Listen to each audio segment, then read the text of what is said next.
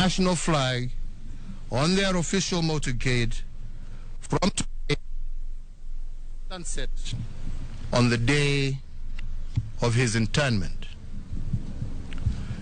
May President Kibaki's family be comforted, may his memory be honored, and may his example be emulated. This issued under the hand and seal of the President at State House, Nairobi, on the 22nd day of April, the year of our Lord, 2022.